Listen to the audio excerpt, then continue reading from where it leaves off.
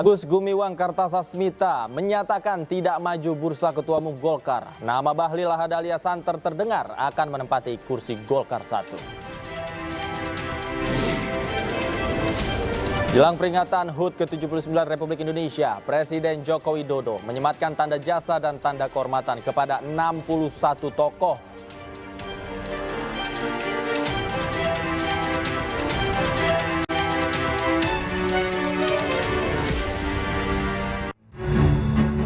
Halo, selamat malam pemirsa, selamat datang di iNewsroom bersama saya Davi Pratama. Pemirsa, kami akan membahas berita utama secara mendalam, komprehensif, dan tentunya eksklusif.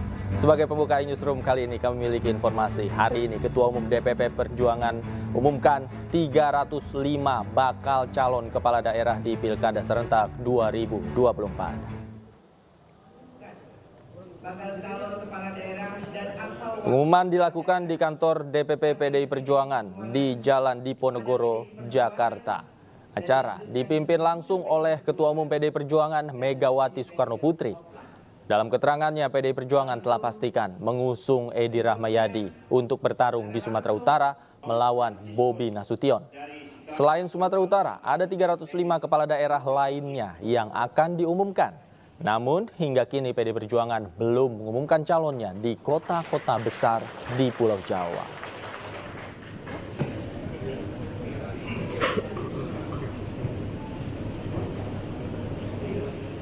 Sementara itu Ketua Umum PDI Perjuangan Megawati Soekarnoputri menyebut ada pihak yang ingin mengambil partainya. Sebelumnya Megawati berencana untuk melepas jabatan Ketua Umum agar bisa memiliki banyak waktu luang bersama keluarganya. 77 kalau menurut dari peraturan udah pensiun tahu. Ini kamu bila ibu minta untuk jadi ketua umum lagi. Kalau orang kan seneng banget ya. Aku bilang Mas Tok, gua pikirin dulu ya Tok. Gua rasanya kepingin juga deh kumpul sama keluarga. Ini disuruh jadi ketum lagi gitu. Udah gitu sekarang ada orang mau ngambil pula PDI Perjuangan. Hai gawat. Gile. Nah, wartawan tulis gile.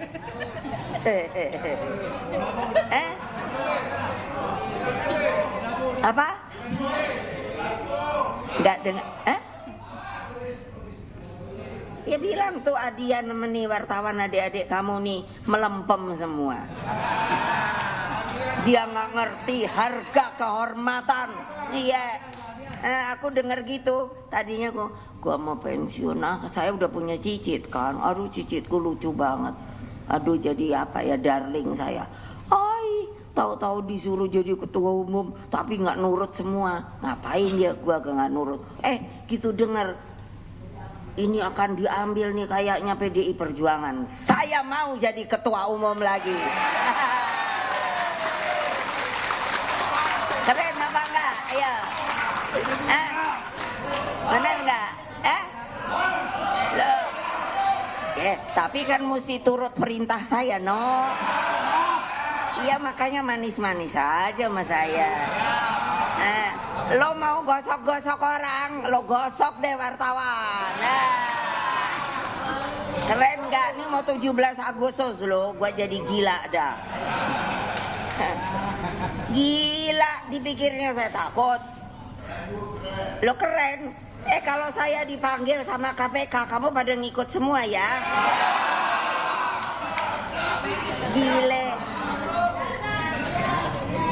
Ya emangnya saya pernah main korupsi apa-apa, cari aja deh. Sampai capek deh aku mikirin. Ketua Umum PSI Kaisang Pangarep melanjutkan safari politiknya ke kantor DPP PAN di Jakarta Selatan. Dalam pertemuan tersebut, PAN mengusulkan Kaisang maju untuk Pilkada wilayah Jawa Tengah. Ketua Umum PSI Kaisang Pangarep mendatangi kantor DPP PAN di Jakarta Selatan. Kedatangan Kaisang disambut langsung oleh petinggi dan pengurus DPP PAN. Kunjungan ini merupakan bagian dari safari politik Kaisang jelang Pilkada 2024. PSI dan PAN melakukan pertemuan tertutup untuk membahas kerjasama dalam Pilkada. Ada beberapa poin juga politiknya sedikit, sebenarnya tadi lebih banyak guyonnya. Tapi tadi juga ada doa dari Ketumpan supaya di tahun 2029 nanti PSI dan PAN berkoalisi dan bisa lebih dari 20%. Saya bilang tadi barusan, Mas Kaisang kalau nggak Jakarta, ya gimana kalau di Jawa Tengah gitu. Barusan kita yang minta, ya gitu. Mas Kaisang ketawa-ketawa aja tuh. Ya. Kalau sama saya kan gitu, ketawa terus, ya, humor terus, tuh, lucu terus tuh. Nah, gitu kira-kira. Ketua Umum PAN Zulkifli Hasan menyebut, selain di Jakarta, Kaisang memiliki peluang yang lebih besar untuk maju di Jawa Tengah.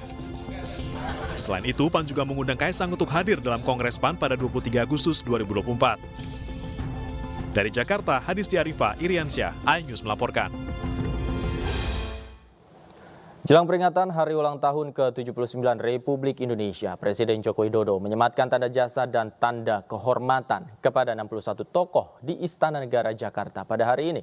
Pemberian tanda jasa dan kehormatan ini sebagai bentuk penghargaan negara atas kontribusi besar yang telah diberikan oleh para tokoh dalam berbagai bidang selama masa pemerintahan Presiden Joko Widodo. Berbagai tanda jasa dan kehormatan yang diberikan yaitu 2 medali kepeloporan, 2 tanda kehormatan Bintang Republik Indonesia, 34 tanda kehormatan Bintang Mahaputra, 17 tanda kehormatan Bintang Jasa, dan 2 tanda kehormatan Bintang Budaya Paramadharma. Sementara 61 orang penerima penghargaan terdiri dari 23 menteri, 10 wakil menteri, 9 pejabat lembaga tinggi negara, 7 pejabat pimpinan lembaga pemerintah dan non-kementerian, 5 pejabat TNI dan Polri, WNI dengan latar belakang profesi, dan 2 orang budayawan. Salah satu tokoh yang mendapat kehormatan Bintang Jasa Utama adalah Wakil Menteri Pariwisata dan Ekonomi Kreatif, Angela Tanusudibyo. Angela diberikan tanda jasa dan kehormatan Bintang Jasa Utama dari Presiden Joko Widodo di Istana Negara Jakarta hari ini.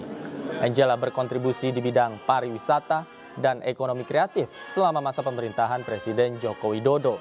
61 tokoh Indonesia mendapatkan tanda jasa dan kehormatan dari Presiden, di mana Wakil Menteri Pariwisata dan Ekonomi Kreatif, Angela Tanusudibyo, turut hadir di Istana Negara dan mengikuti prosesi pemberian kehormatan. Ya, pertama-tama saya mengucapkan terima kasih dan tentunya ini merupakan suatu apresiasi dan saya berharap ini bisa menjadi motivasi ya tentunya, dan tentunya ini juga saya abdikan untuk seluruh stakeholders pariwisata karena selama 5 tahun belakangan ini memang saya bertugas di Kementerian Pariwisata dan Ekonomi Kreatif. Semoga ini memacu kami untuk semakin bisa mengabdi untuk masyarakat khususnya di pariwisata ke depannya. Ya pastinya pertama, kalau misalnya sebagai individu saya akan terus explore Indonesia karena masih banyak yang indah, dan tentunya karena pariwisata Indonesia ini erat juga dengan media ya, tentunya kita harus explore terus di media, dan saya kira saya akan terus mendorong karena saya juga sebagai Ketua Umum Partai Perindo, ini kami juga ada kepala-kepala daerah dari Partai Perindo yang kami dorong, dan kami berkomitmen untuk mendorong pariwisata Indonesia semakin maju melalui kepala daerah kami dan juga alek kami yang nanti akan bertugas. Kita ke informasi lain, pemirsa. Suami aktris Sandra Dewi, Harvey Muiz, menjalani sidang perdana dalam kasus dugaan korupsi pengelolaan tata niaga komoditas timah di Pengadilan Tipikor, Jakarta Pusat. Harvey Muiz tiba di ruang sidang utama Pengadilan Tindak Pidana Korupsi Jakarta Pusat pada Rabu pagi. Dalam sidang perdana ini, Jaksa Penuntut Umum Kejaksaan Agung membacakan surat dakwaan terhadap Harvey atas kasus dugaan korupsi pengelolaan tata niaga komoditas timah di wilayah izin usaha pertambangan PT Timah Tbk tahun 2015-2022. Dalam surat dakwaan, jaksa menyebut tindak korupsi yang dilakukan Harvey Muiz merugikan keuangan negara hingga mencapai 300 triliun rupiah. Tak hanya itu, tindak korupsi ini juga telah memperkaya Harvey Muiz sebesar 420 miliar rupiah. Atas dakwaan tersebut, Harvey menyatakan tidak mengajukan keberatan atau eksepsi, dan sidang pun akan dilanjutkan dengan agenda pembuktian dari jaksa pada Kamis pekan depan.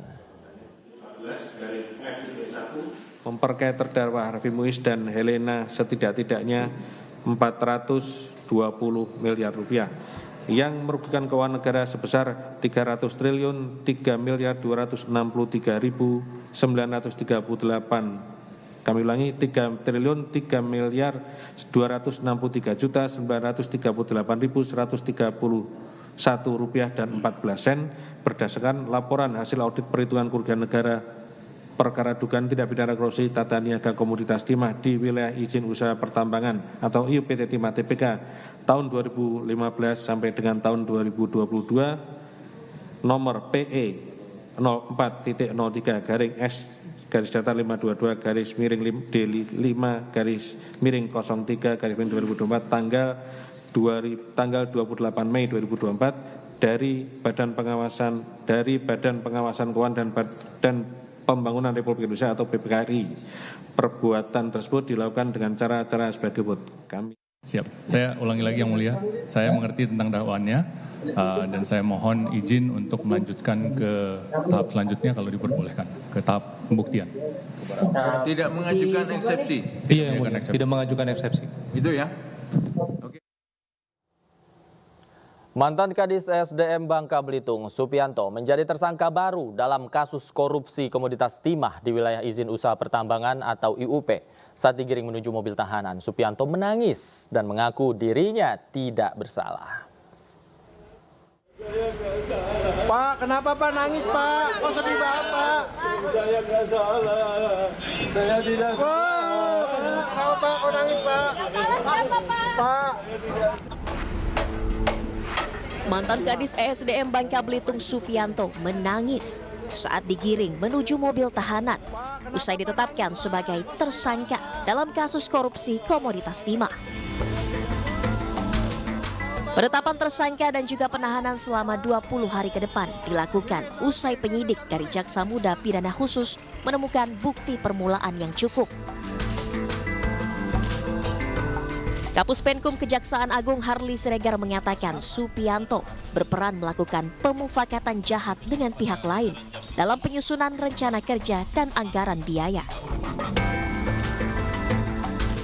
Menemukan bukti permulaan yang cukup terkait soal keterlibatan saudara SPT dalam perkara ini, sehingga telah dilakukan gelar perkara, maka penyidik berketetapan menetapkan SPT sebagai tersangka. Dalam kasus korupsi timah ini, penyidik Kejaksaan Agung telah menetapkan total 23 tersangka dalam kasus korupsi tata niaga komoditas timah, wilayah izin usaha pertambangan atau IUPT Timah TBK tahun 2015 hingga 2022. Sebagian tersangka kini mulai disidangkan. Kerugian negara dalam kasus ini mencapai 300 triliun rupiah. Sebagian kerugian disebabkan oleh rusaknya ekosistem. Dari Jakarta Selatan, Den Helmi Sajangpati, iNews melaporkan. PLT Ketua Umum Golkar Agus Gumiwang menyatakan tidak akan maju di bursa Ketua Umum. Lantas siapa kandidat kuat Ketua Umum Golkar lainnya? Kami bahas lengkapnya usai jeda. Tetaplah di iNewsroom.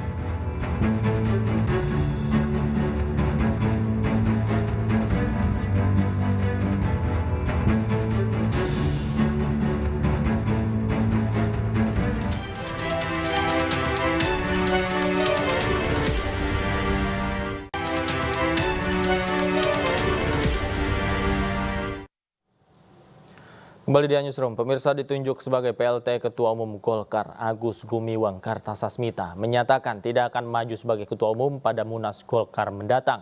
Pernyataan ini semakin menguatkan sinyal jika posisi Ketua Umum Golkar akan diisi oleh Bahlil Lahadalia.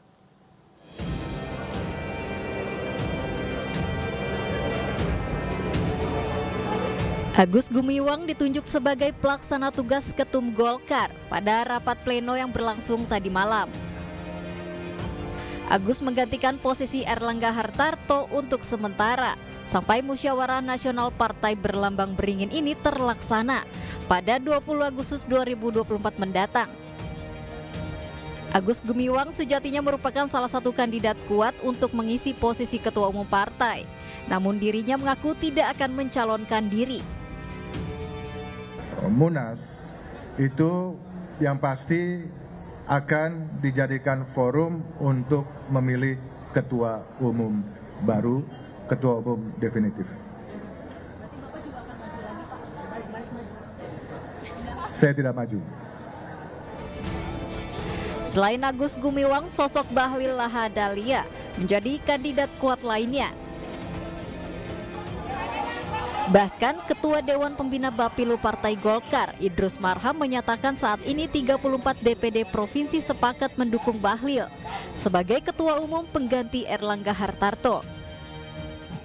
Dan sekarang secara faktual yang komunikasi adalah itu sudah lebih dari 30 DPD yang memberikan dukungan kepada Bahlil sebagai Ketua Umum.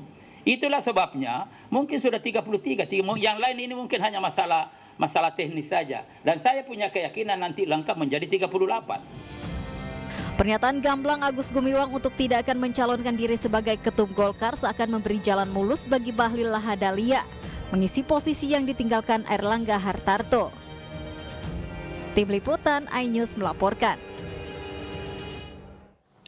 Pemirsa, akademisi yang juga pengamat politik Rocky Gerung telah memiliki prediksi yang akan jadi Ketua Umum Golkar selanjutnya. Jadi Ketua Umum Partai Golkar? Ya jagoan BLT. Siapa? Siapa yang paling jago bagi-bagi BLT? Oh, BLT atau PLT maksudnya? Ya, Agus Gumiwang PLT. Ya. Bakal ketuanya BLT. Bakal ketuanya PLT. Oh, BLT. Oke. Ya, BLT siapa BLT? Singkatan dari apa BLT? Coba. B-nya siapa? Siapa, Bang? Silakan. pakai L-nya? Hadiah. Iya. Pakai apa tuh? Apa susahnya nebak begituan? P-nya apa? Ya, nanti kalau saya sebut ntar marah orang. Ya pemirsa, setelah Agus Gumiwang Kartasasmita mengatakan tidak akan maju dalam pencalonan Ketua Umum Partai Golkar pada Munaslup mendatang, apakah ini berarti jalan mulus bagi Menteri Investasi Bahlil Lahadalia menjadi nahkoda partai berlambang beringin untuk 5 tahun ke depan? Untuk membahasnya sudah bergabung bersama kami pakar politik Adi Praitno, dan kita juga masih mencoba terus untuk menghubungi perwakilan dari Partai Golkar untuk ikut serta dalam diskusi kita malam hari ini. Saya langsung sapa pertama ke Mas Adi. Selamat malam Mas Adi, apa kabar? Selamat malam, Mas. Mas Adi, kalau bacaan Anda melihat konstelasi atau dinamika yang terjadi di internal Partai Golkar, seperti apa? Ya, saya kira memang soal konstelasi politik Golkar kali ini tidak terlampau menimbulkan kegaduhan yang signifikan ya, terutama dalam konteks perebutan Ketua Umum Partai, karena memang seakan-akan ini mengkonfirmasi informasi yang sejak lama sudah bocor ke publik bahwa yang akan jadi Ketua Umum adalah Bahlil ya, setelah Erlangga Hartarto menyatakan mengundurkan diri dari posisi Ketua Umum. Tanda-tandanya tentu karena memang sejak lama publik menengarai yang akan jadi PLT itu adalah AGK, praktis setelah itu yang akan jadi Ketua Umum adalah Bahlil. Ini yang saya kira memang informasi yang per hari ini seakan-akan secara perlahan sudah mulai akan terkonfirmasi.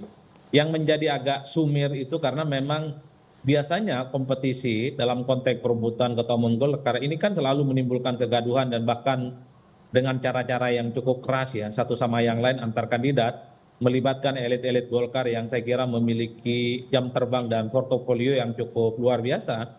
Tapi kalau melihat kecenderungan hari ini di pergantian setelah Erlangga Hartarto, rasa-rasanya gojoloknya tidak ada, yang berkompetisi elit-elit Golkar juga nyaris tidak pernah muncul. Justru yang muncul itu adalah sosok nama yang selama ini dinilai tidak punya pengalaman di DPP, di elit-elit partai ya, seperti Pak Bahlil. Oleh karena itu inilah yang kemudian menurut publik mungkin memang ada sesuatu yang aneh di Golkar kali ini. Karena memang ini bukan seperti Golkar biasanya yang biasanya kompetisi satu sama yang lain itu saling keras satu sama yang lain. Kita ingat dulu misalnya Pak JK berkompetisi dengan Akbar Tanjung, saya kira luar biasa. Kemudian Pak Abu Rizal Bakri juga berkompetisi dengan Surya Paloh dan seterusnya dan seterusnya. Inilah Golkar di mana partai kemudian mengkatalisasi seluruh eksponen-eksponen kepentingan politiknya dalam satu kompetisi dalam perebutan ketua umum. Per hari ini kita tidak melihat itu di Golkar. Golkar ini seakan adem-adem saja, seakan-akan tidak ada persoalan, padahal sebenarnya kalau mau jujur, Golkar menurut saya ya, secara spesifik per hari ini sedang tidak baik-baik saja. Itu saja menurut saya. Oke, faktor apa yang membuat gejolak atau riak-riak yang terjadi hari ini tidak terbaca oleh publik seperti yang terjadi pada sebelum-sebelumnya, seperti yang tadi Anda katakan? Saya menduga karena ada faktor eksternal yang cukup determinan dalam menginjeksi Partai Golkar, sehingga elit-elit Golkar ini tidak mampu melakukan resistensi dan perlawanan. Faktor eksternal ini tentu cukup powerful.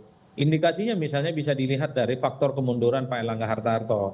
Kalau mau jujur sebenarnya argumen-argumen mundurnya Pak Erlangga Hartarto itu lebih mengarah bagaimana Pak Erlangga itu harus mempertahankan kepemimpinannya untuk masa yang akan datang. Pak Erlangga itu dianggap sukses berkontribusi dalam memenangkan Prabowo dan Gibran.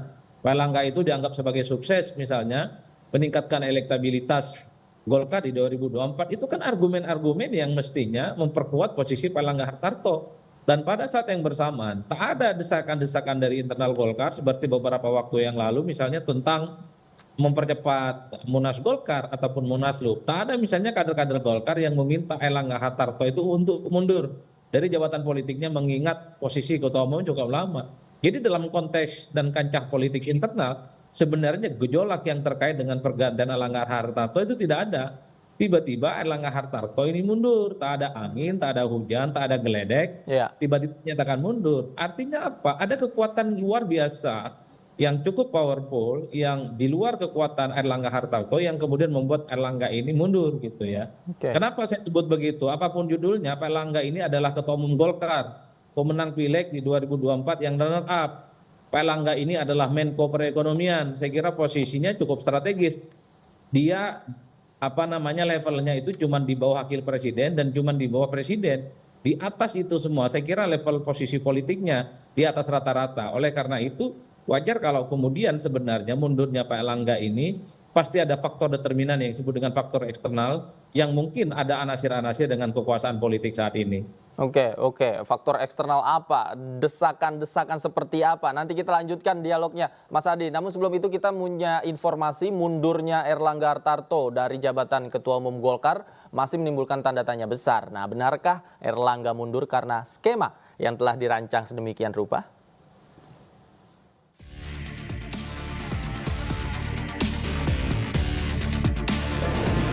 Usai Erlangga Hartarto mengundurkan diri dari posisi Ketua Umum Partai Golkar, partai berlambang beringin ini telah menggelar rapat pleno dan memutuskan Agus Gumiwang sebagai PLT Ketua Umum Partai Golkar hingga terpilihnya Ketua Umum definitif.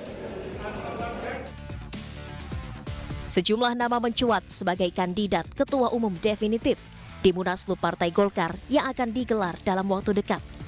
Di antaranya Bahlil Lahadalia dan Bambang Susatyo. Bahkan muncul dugaan Erlangga mundur karena adanya tekanan. Dan nama yang akan menjadi penggantinya sudah ditentukan di internal partai. Namun hal ini dibantah oleh Partai Golkar. Yang pertama, tidak ada rancangan mengenai PLT Ketua Umum sebelum tanggal 10, ya, sebelum Sabtu malam, itu sama sekali nggak ada, tidak ada wacana, saya tidak ada. Pikiran tidak ada. Kita mewacanakan setelah secara resmi Pak Erlangga mengumumkan pengunduran dirinya. Itu berhitung mulai baru kemarin hari Minggu kita mulai berkomunikasi dengan beberapa ketua umum, wakil ketua umum maksud saya, dan kemarin hari Senin dan sampai tadi malam. Dan alhamdulillah kita telah melakukan lobby politik, komunikasi politik dari 11 wakil ketua umum, di mana 7 sampai 9 wakil ketua umum sudah ada kesepakatan nurani untuk kita mendinamisasi politik ini dengan kekeluargaan, dengan semangat kegotong royongan, musyawarah mufakat, sehingga insya Allah rapat nanti akan berjalan dengan dinamis tapi mulus sesuai dengan harapan seluruh kader Partai Golkar Indonesia.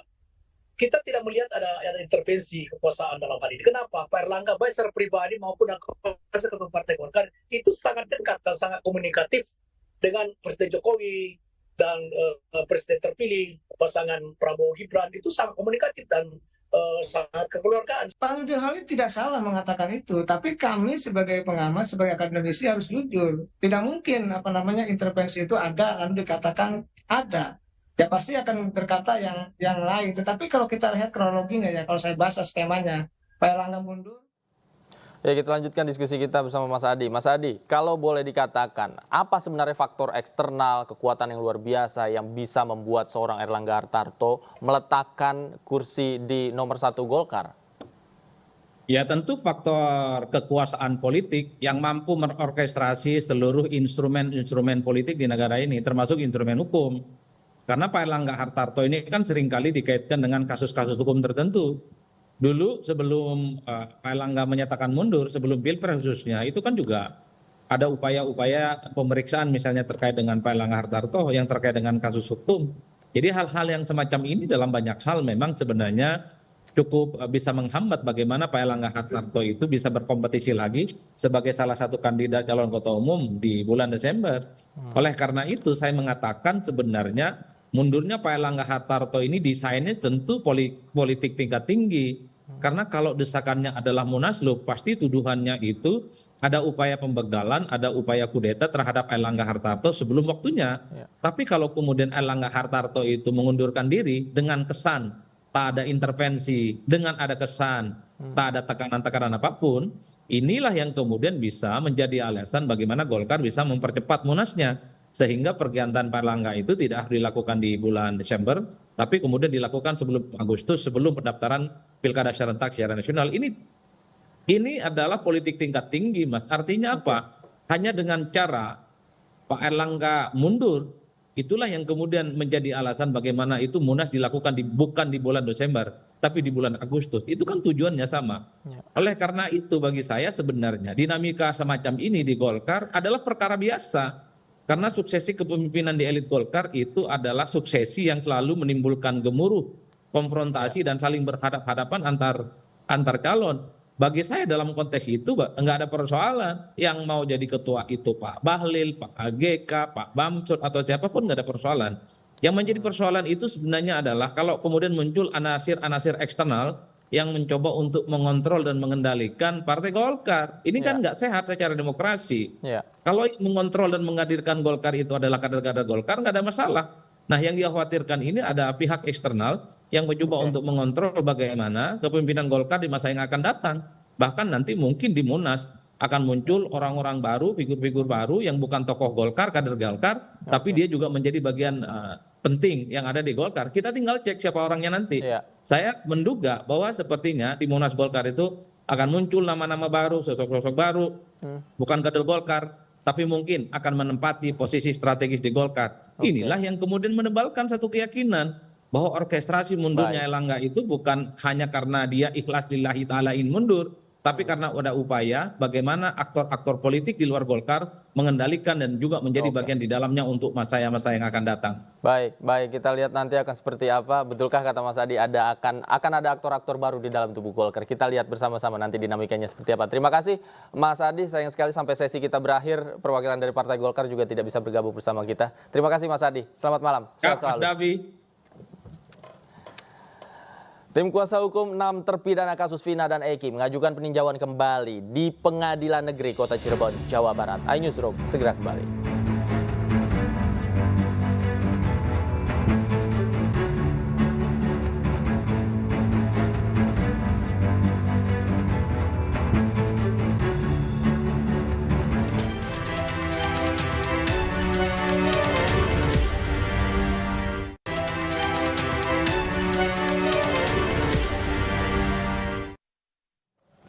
Pemirsa, Presiden Joko Widodo menjajal moda transportasi baru, Autonomous Rail Transit atau tram otonom di Ibu Kota Nusantara, Kalimantan Timur. Jokowi memastikan kereta otonom siap beroperasi pada peringatan HUT ke-79 Republik Indonesia di IKN.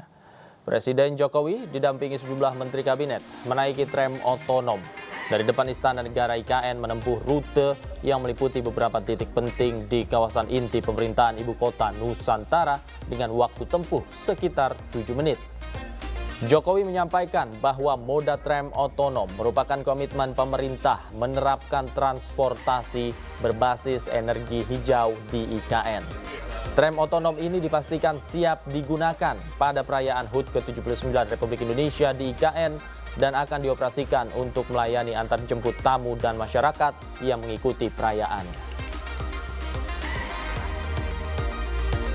Kalau kita pakai ART ini memang harus jalan itu harus lebar.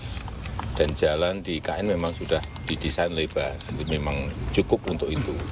Kota-kota lain di Indonesia saya kira semuanya sekarang ini memerlukan transportasi massal yang berbasis energi hijau.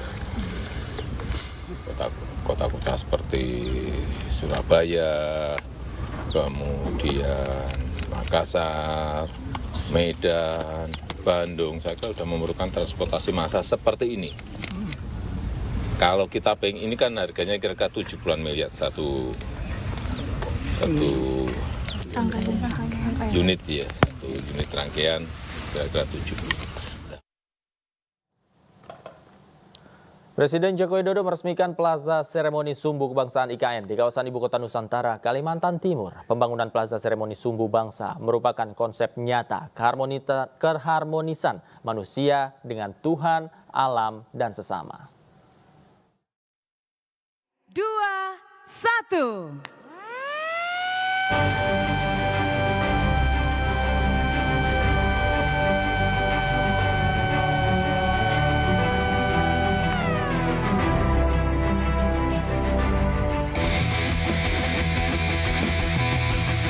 Presiden Joko Widodo meresmikan Plaza Seremoni Sumbu Kebangsaan IKN di kawasan Ibu Kota Nusantara, Kalimantan Timur.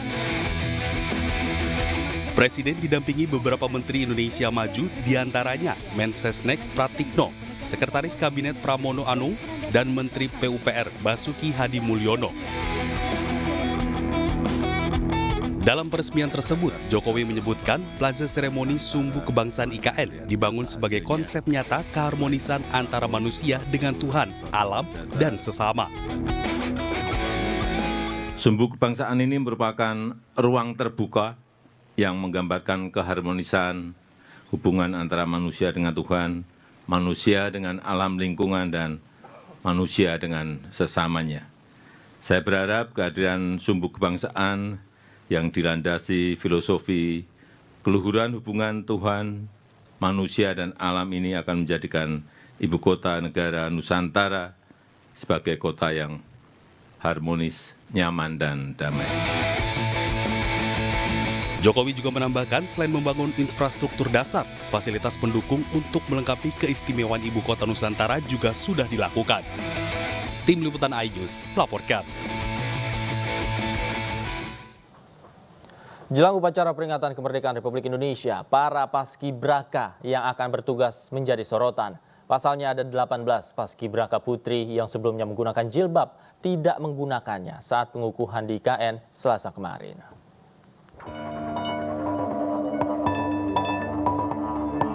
Pengukuhan Paskibraka 2024 di Ibu Kota Nusantara tengah menjadi sorotan. Pasalnya tidak ada satupun anggota Paskibraka putri yang menggunakan jilbab. Padahal saat latihan, para paskibraka tersebut mengenakan jilbab. Badan Pembinaan Ideologi Pancasila atau BPIP pun angkat bicara. BPIP menyatakan tidak ada pemaksaan terhadap para paskibraka untuk melepas jilbab saat pengukuhan tersebut. Para calon paskibraka sebelumnya telah secara sukarela mendaftar dan mengikuti seleksi administrasi dan menandatangani surat pernyataan bermaterai. BPIP juga memastikan paskibraka putri hanya melepas jilbab saat pengukuhan paskibraka dan pengibaran sang merah putih pada upacara kenegaraan. BPIP memahami aspirasi masyarakat. BPIP menegaskan bahwa tidak melakukan pemaksaan lepas jilbab. Penampilan paskibraka putih dengan mengenakan pakaian, atribut, dan sikap tampang sebagaimana terlihat pada saat pelaksanaan tugas kenegaraan, yaitu pengukuhan paskibraka, adalah kesukarelaan mereka dalam rangka mematuhi peraturan yang ada dan hanya dilakukan pada saat pengukuhan paskibraka dan pengibaran sang merah putih pada upacara kenegaraan saja. Sebelumnya, Presiden Joko Widodo mengukuhkan 76 anggota paskibraka yang akan bertugas dalam upacara di IKN. 18 paskibraka putri yang sebelumnya menggunakan jilbab terlihat tidak mengenakannya saat pengukuhan. Pada tahun-tahun sebelumnya, paskibraka diperbolehkan menggunakan jilbab saat pengukuhan maupun pengibaran bendera pada 17 Agustus. Namun BPIP memutuskan menyeragamkan tata pakaian paskibraka tahun ini, di mana tidak ada pilihan khusus bagi anggota paskibraka yang berhijab. Tim iNews melaporkan. Kita ke informasi lain, pemirsa. Tim kuasa hukum 6 terpidana kasus pembunuhan Vina dan Eki mengajukan peninjauan kembali atau PK di Pengadilan Negeri Kota Cirebon, Jawa Barat. Rencananya tim kuasa hukum akan mengajukan 50 saksi fakta dan ahli yang akan dihadirkan pada sidang PK nanti.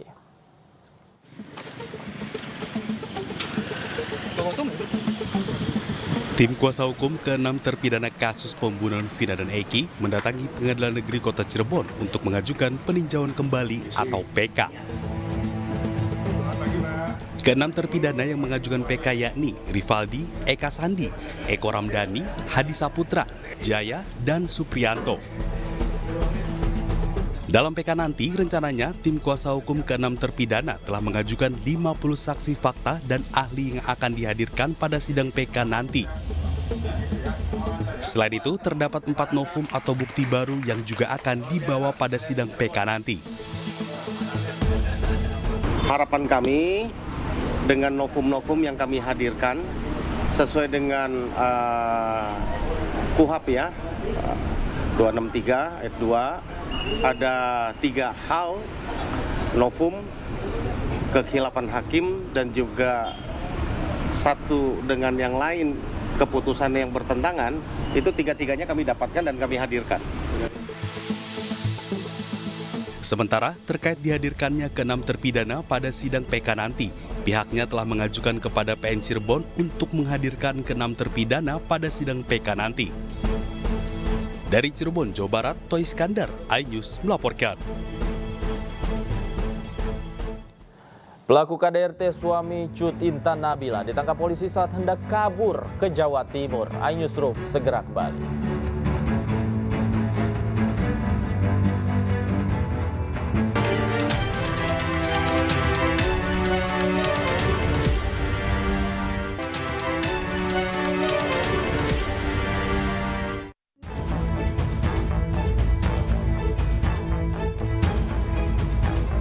Pasca viralnya video Cut Intan Nabila yang dianiaya oleh suaminya, Polres Bogor menetapkan Armor Toreador, suami korban, sebagai tersangka. Saya ingin mengaktif, saya tidak perlu Armor diamankan petugas Satreskrim dan Perlindungan Anak dan Perempuan Polres Bogor Selasa malam di sebuah hotel di kawasan Jakarta Selatan saat akan melarikan diri ke wilayah Surabaya. Polisi telah mengamankan sejumlah alat bukti berupa rekaman CCTV yang dipasang oleh korban, flash disk dan screenshot media sosial tentang tindakan kekerasan dan ancaman pelaku pada korban. Akibat perilakunya, Armor akan dijerat pasal berlapis. Dan kami telah melakukan penahanan terhadap saudara HTG ini dengan pasal berlapis. Satu adalah pasal kekerasan fisik dalam rumah tangga KDRT, pasal 44 ayat 2 Undang-Undang 23 tahun 2004 dengan ancaman 10 tahun penjara. Kami juga memasukkan pasal kekerasan terhadap anak seperti yang kita lihat di video tersebut, yaitu pasal 80 Undang-Undang Nomor 35 Tahun 2014 tentang perubahan atas Undang-Undang 23 Tahun 2002 dengan ancaman 4 tahun 8 bulan ditambah sepertiga. Saat ini korban beserta ketiga anaknya masih dalam pengawasan Pusat Pelayanan Terpadu Perlindungan Perempuan dan Anak Kabupaten Bogor. Dari Bogor, Jawa Barat, Wildan Hidayat, iNews melaporkan. Pemirsa, pasca kebakaran yang melanda ratusan rumah di pemukiman padat penduduk di Kelurahan Manggarai, Jakarta Selatan, ribuan warga terpaksa mengungsi ke sejumlah posko. Pemprov DKI Jakarta menyediakan 5 posko pengungsian bagi para korban.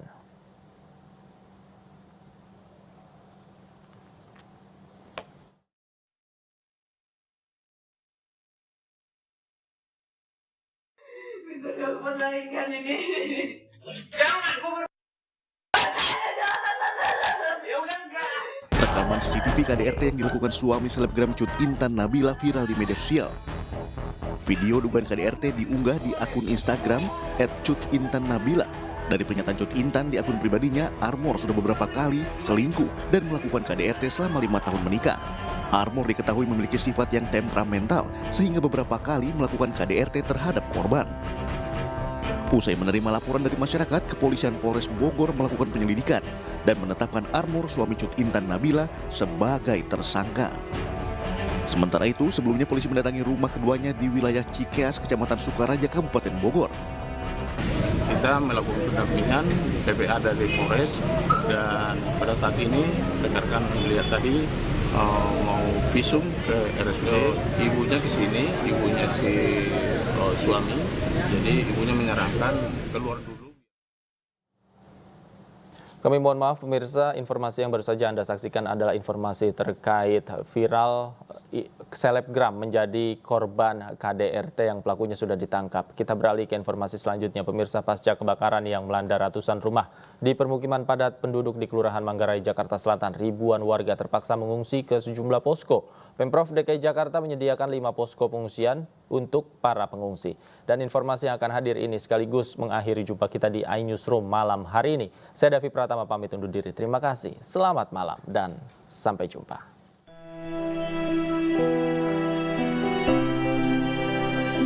Kebakaran permukiman padat penduduk di Manggarai, Jakarta Selatan membuat ribuan warga kehilangan tempat tinggalnya.